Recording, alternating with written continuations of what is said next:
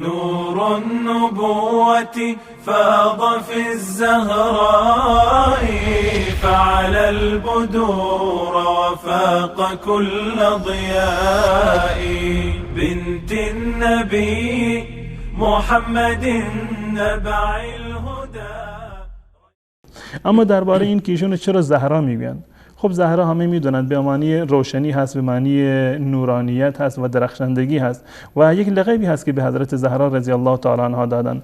اما در اینجا واقعا یک مطالبی رو بیان کرده که نه تنها فضیلتی نیست برای حضرت زهرا، یک دروغ هست و یک افسانه هست و احادیث جعلی و 100% دروغین هست، اومدن در قالب اظهار محبت با حضرت زهرا رضی الله تعالی عنها در واقع کرامت و انسانیت و بشریت ایشان را زیر سوال بردن.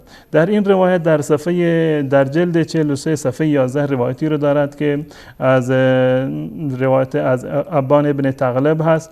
قال قلت لابی عبدالله یا رسول الله لما سمیت الزهراء زهرا را چرا زهرا نامیدن؟ فقال لانها تظهر لامیر المؤمنین فی النهار 3 مرات، زیرا که ایشان در شبان روز در هر روزی 3 مرتبه برای زهرا نورافشانی می‌کردند، می‌درخشیدند برای حضرت علی رضی الله تعالی عنهم. کان یظهر نور وجهها صلاه الغداة، وقت نماز صبح که میشد، یعنی صبحگاه و سحرگاه، چهره ایشان می‌درخشید. کان یظهر نور وجهها صلاه الغداة و الناس فی فراشهم، زمانی که مردم هنوز خوابیده بودند، زیر لحاف بودند. فیدخل بیاض ذلك النور الى حجراتهم بالمدینه، و این سفیدی نور حضرت زهرا در تمام مدینه پخش میشد و در داخل خانه های مردم میرفت و مردم تعجب میکردند، از جای بگونه ای که دیوارهای خونه های مردم در داخل خونه همه سفید میشد، روشن میشد. فیعجبون من ذلك، مردم تعجب میکردند که این نور این وقت شب در هنگام سحر از کجا آمده.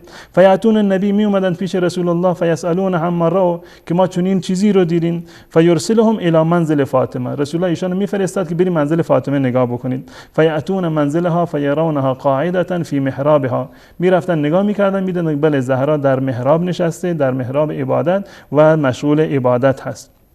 تصلی و النور یسطع من محرابها من وجهها. و این درباره صبح میگه که نور سفیدی بود. دوباره وقت ظهر این روایت رو آورده که وقتی که ظهر میشد و میرفتند، در واقع که مردم وقت ظهر میدیدند یک نور بسیار زردرنگی مدینه رو فرا گرفته، داخل اتاقهایشون پر از این نور زردرنگ شده.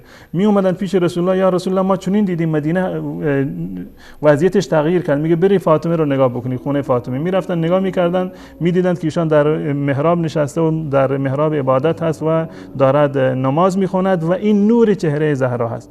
وقتی که مغرب میشد، بازم مردم در خونه هاشون وقتی که هوا تاریک میشد میدیدند یک نور بسیار سرخ رنگی تمام مدینه رو فرا میگرفت و در داخل خونه های مردم میرفت، دیوارها سرخ میشد.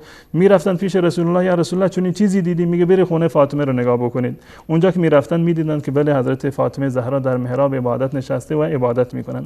الان این مطلب که آقای مجلسی این آورده به عنوان گوهرها و مرواریدهایی که از اخبار ائمه در این کتاب خود جمع کرده، این با کدام عقل و با کدام منطق این می شود کرامت فاطمه زهرا؟ این چه فضیلتی هست برای فاطمه زهرا؟ اینو آوردن، اینو ترسیمش کردن مانند بلا تشبیه مانند چراغ قرمزی که سر خیابان هست. یک وقت صبح نمیدونه رنگش سفیده، یک وقتی رنگش زرد میشه، یک وقتی رنگش قرمز میشه، اونم به این کیفیتی که در مدینه منوره. خواستن که فضیلت سازی بکنن. غافل از این، اگر واقعا فضیلت فاطمه زهرا رو میخواید، بیایید کتاب اهل سنت و الجماعت رو نگاه بکنید. اگر واقعا از دید یک بشر، از دید یک انسان خردمند میخواید فاطمه زهرا رو نگاه بکنید، بیایید روایات اهل سنت و الجماعت رو نگاه بکنید که یک دید واقع گرانه‌ای دارند و واقعیت و حقیقت هست. این احادیث جعلی و روایات دروغین نه تنها خدمتی به اسلام نکرده، بلکه چهره واقعی حضرت زهرا رضی الله تعالی عنها را دگرگون کرده و ایشان رو یک موجودی نمیدونم چند رنگ و چند در واقع چهره معرفی کردن و در واقع اصلش رو از پر جبرائیل و عرق جبرائیل، که واقعا این بزرگترین اهانت از به حضرت فاطمه زهرا رضی الله تعالی عنها.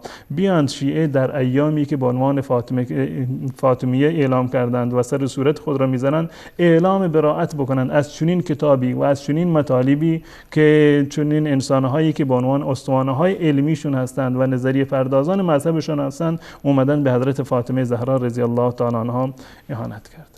نور النبوة فاض في الزهراء فعلى البدور وفاق كل ضياء بنت النبي محمد نبع